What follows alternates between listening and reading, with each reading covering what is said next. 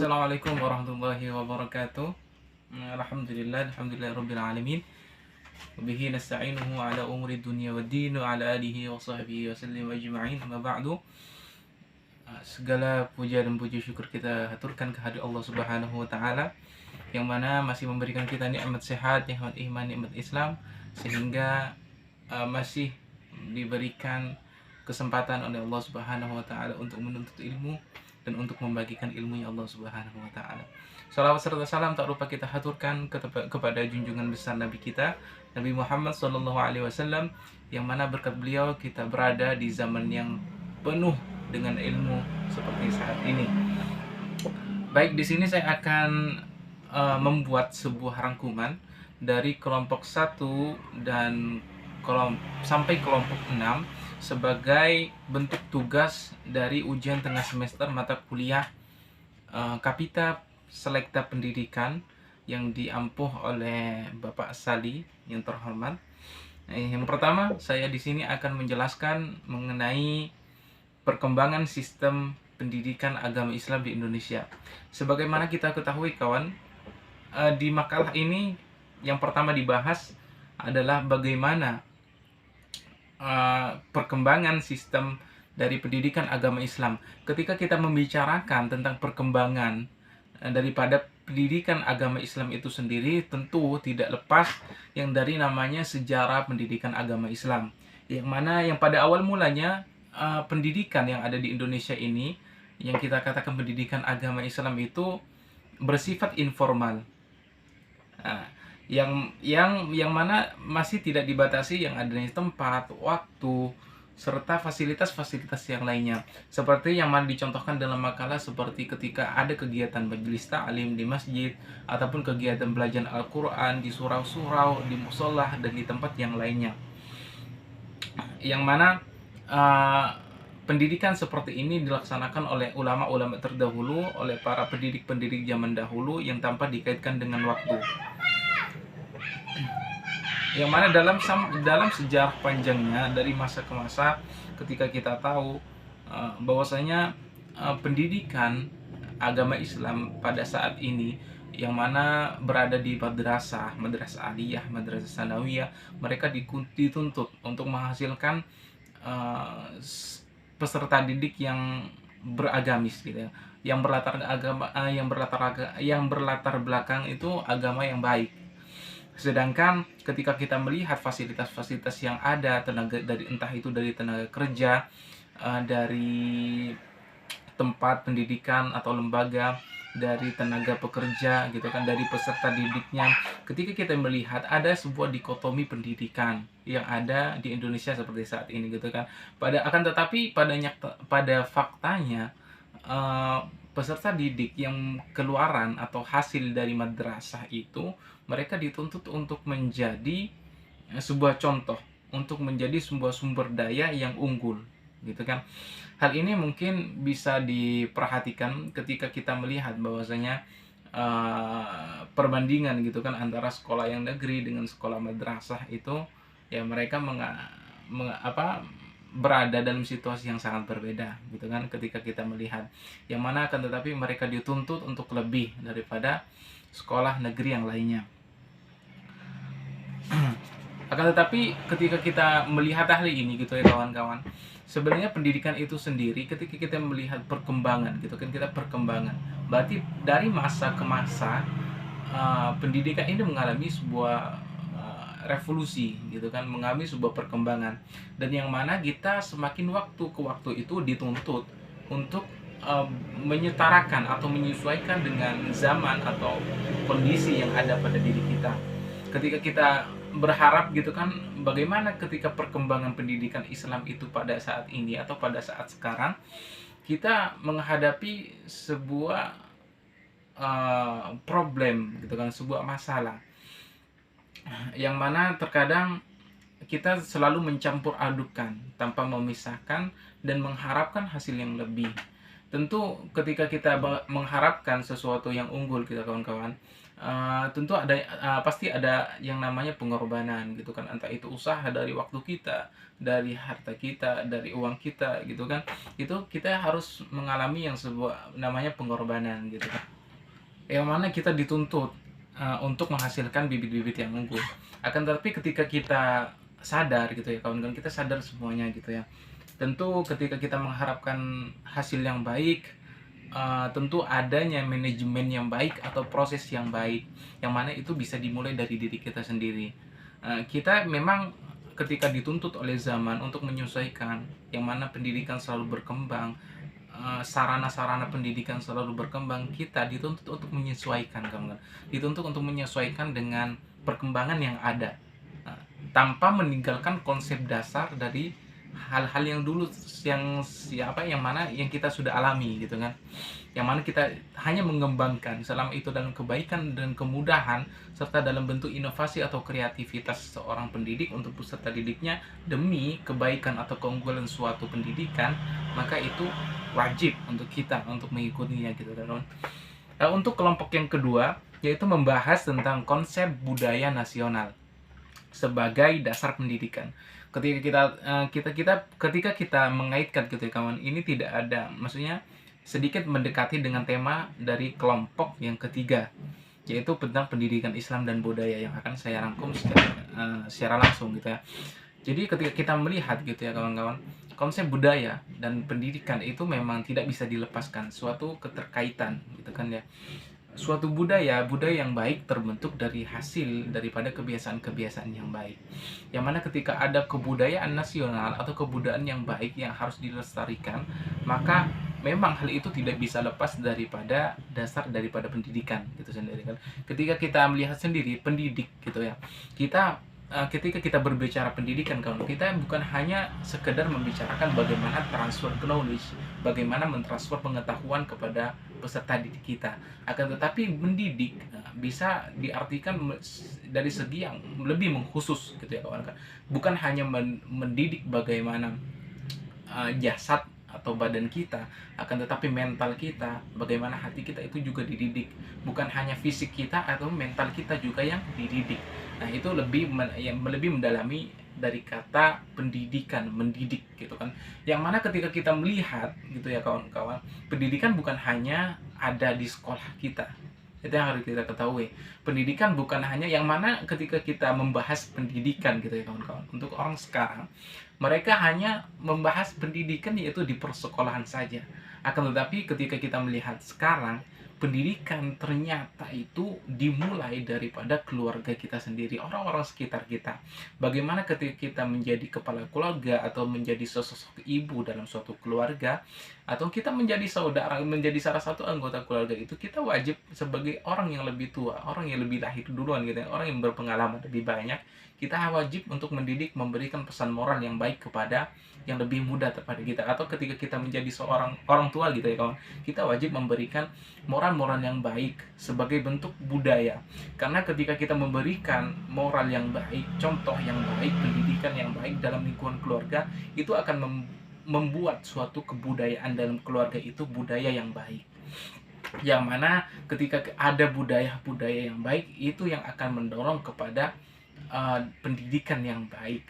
Ketika kita membiasakan anak-anak kita, membiasakan anak peserta didik kita dalam lingkungan budaya yang baik, dalam pembiasaan yang baik, misalnya dalam sebelum masuk kelas, misalnya kalau sebelum masuk kelas kita meminta untuk mengucapkan salam, untuk saling menyapa, saling senyum, saling tegur sapa, untuk saling menghargai pendapat, untuk tidak mengejek pendapat-pendapat yang menurut mereka salah.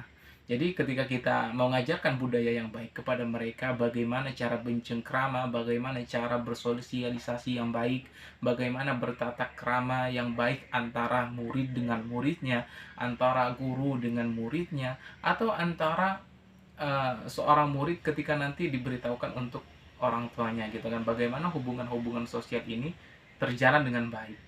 Nah, ketika hubungan-hubungan yang terbaik gitu, hubungan yang terjaga dengan baik, maka mereka akan membentuk mindset yang baik, pola pikir yang baik, sehingga akan menimbulkan tindakan yang baik. Yang mana tindakan yang baik itu akan menimbulkan dampak besar terhadap pendidikan yang mereka peroleh. Karena semakin baik lingkungan atau kebudayaan yang melingkupi seorang peserta didik, maka akan semakin besar potensi yang dimiliki peserta didik tersebut untuk memperoleh sebuah pendidikan yang baik, gitu ya kan. Itulah kaitannya dengan pendidikan.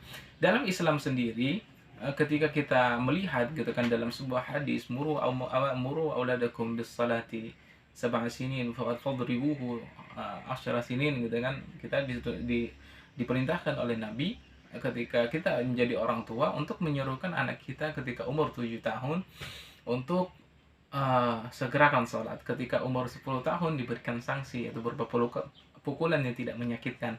Dalam Islam sendiri, ketika kita melihat konsep gitu ya, konsep pendidikan, sebenarnya pendidikan itu dimulai dari kandungan. Karena ketika di kandungan, bayi atau janin yang ada di perut seorang ibu itu memang harus dididik. Ya, dalam kandungan ibu sendiri dianjurkan oleh syariat Islam itu agar diberikan lingkungan yang baik, budaya yang baik, yang mana seorang ibu akan mempengaruhi janinnya.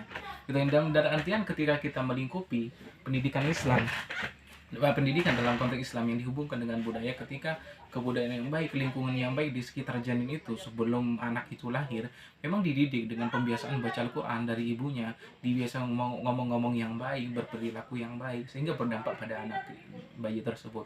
Yang mana ketika lahir umur 1-2 tahun dibiasakan untuk melihat yang baik, mendengarkan yang baik. Jangan sampai ketika kita sebagai orang tua nanti, ya namanya keluarga gitu kan, ya mungkin ada perselisihan kecil di antara keluarga kita, ya jangan sampai di depan anak yang kecil yang masih mereka tidak tahu apa-apa gitu, karena mereka ketidaktahuan mereka, sehingga mereka itu meresap semua pengetahuan, ya, apa yang mereka lihat, apa yang mereka dengar, apa yang mereka rasakan. Sehingga pendidikan tersebut, ketika orang tua pintar dalam mendidik atau bisa dalam mendidik seorang anaknya, maka didiklah ketika semenjak dari janin itu, ya. Yang mana terus sampai sampai membesar dari usia anak kecil mungkin sampai usia remaja, dewasa. Sebagai orang tua itu sangat penting, karena tingkat kesuksesan, ada penelitian mengatakan bahwasanya kesuksesan orang tua itu, kesuksesan seorang anak itu sebesar dari apa harapan orang tua terhadap anaknya. Semakin besar orang tua itu mengharap kepada anaknya itu, maka semakin besar potensi dia untuk sukses.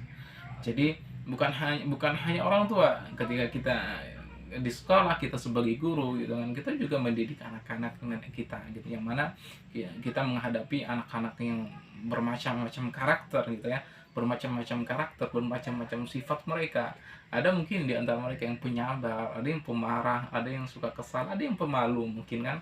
Nah, bagaimana kita menciptakan budaya yang baik, memultikulturalismekan mereka, menyamakan kebudayaan-kebudayaan yang ada, saling menghargai perbedaan yang ada, sehingga menimbulkan rasa kasih sayang, damai, ketenangan, serta enak dalam belajar gitu ya. Ketika kita dalam suasana yang enak, kawan-kawannya, ketika belajar gitu, itu kan akan lebih masuk gitu kan. Pengalaman saya sendiri, ketika kita lebih tenang gitu di dalam kelas, tenang, damai, saling bekerja sama, saling berkomunikasi yang baik, maka pembelajaran yang diajarkan oleh pendidik itu atau seorang guru itu akan lebih mudah masuk kepada diri kita, kawan-kawan. Jadi untuk yang dari kelompok keempat, yaitu dasar-dasar wajib belajar, ketika kita melihat di makalahnya mungkin bisa dilihat atas dasar apa, undang-undang seperti apa yang mewajibkan kita untuk belajar gitu, dari yang 9 tahun menuju 12 tahun mengalami perubahan gitu ya, kawan-kawan.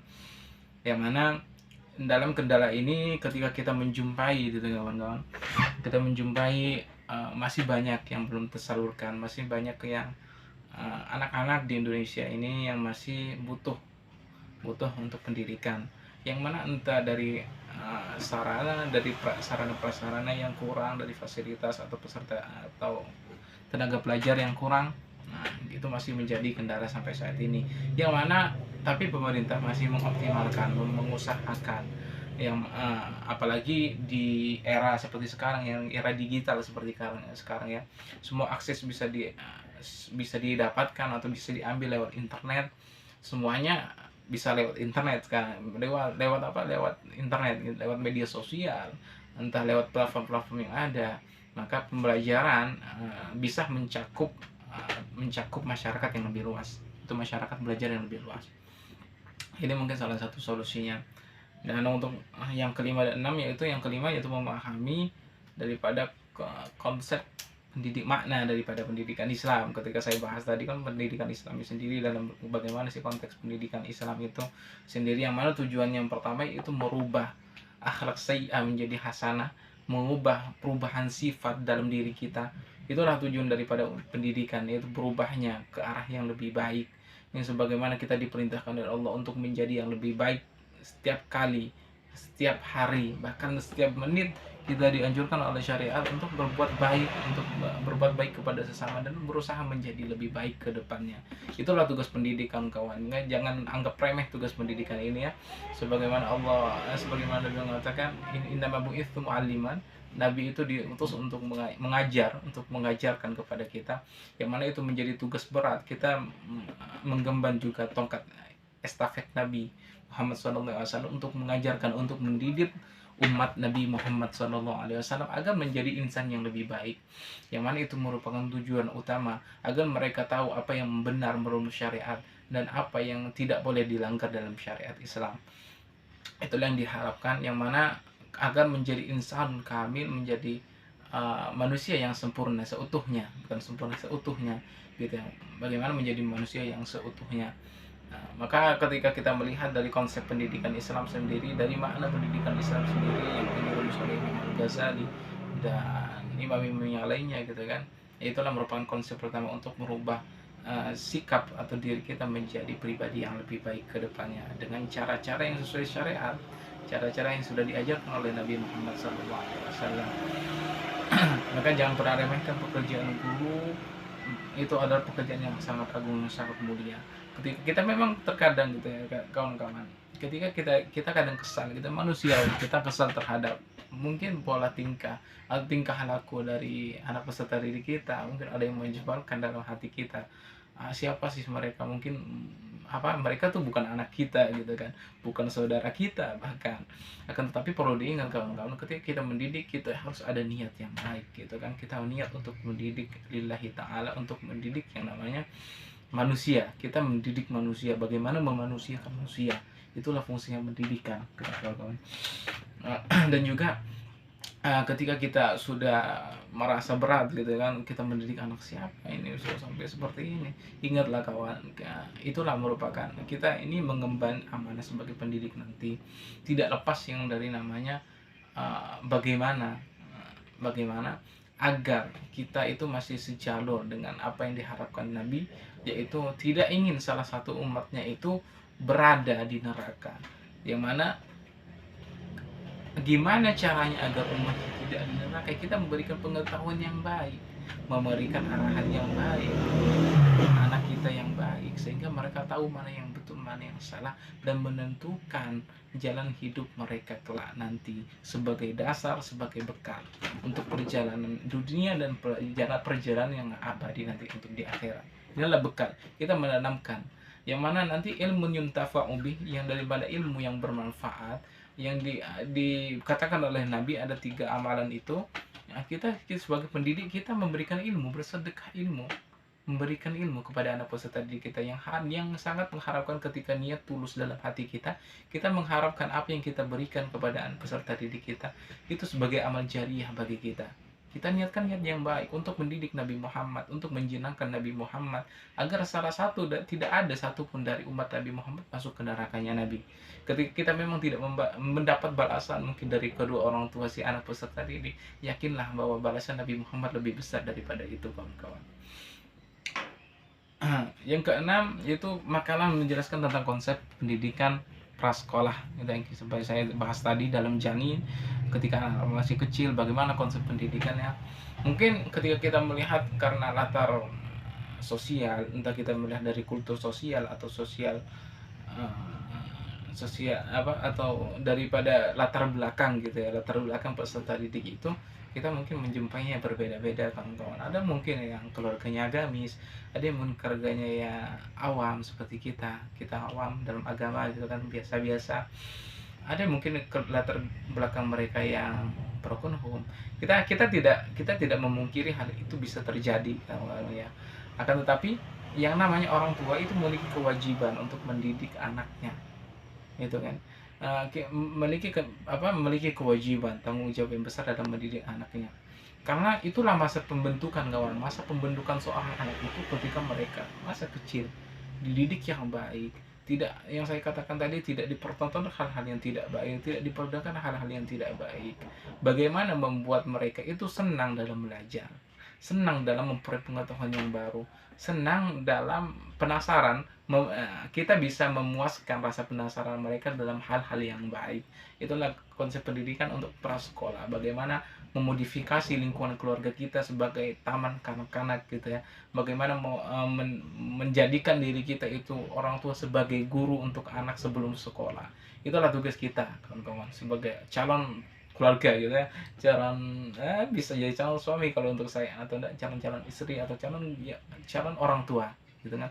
Itu yang harus ditanam kepada mereka, agar ketika ada pendidikan yang baik, mereka memiliki dasar yang baik sebagaimana bangunan. Ketika mereka memiliki dasar yang kokoh, bangunan yang kokoh, dasar yang kokoh gitu kan, tiang-tiangnya kokoh, maka akan semakin mudah untuk membangun rumah tersebut. Begitupun anak kecil, ketika mereka memiliki pemahaman yang kokoh, sisi yang baik, lingkungan yang baik, orang tua yang mengajarkan hal-hal yang baik, maka ketika mereka ingin memberikan atau memperoleh pengetahuan yang baik akan dipermudah kawan-kawan, karena mereka sudah terbiasa, kembali lagi dengan lingkungan budaya yang baik. Mungkin itu saja yang bisa saya sampaikan dalam meringkas 6 makalah ini. Sangat berkekurangan gitu kan kawan, sangat butuhkan saran serta masukan serta tanggapan untuk yang saya sampaikan tadi. Kurang lebihnya mohon maaf. Wassalamualaikum warahmatullahi wabarakatuh.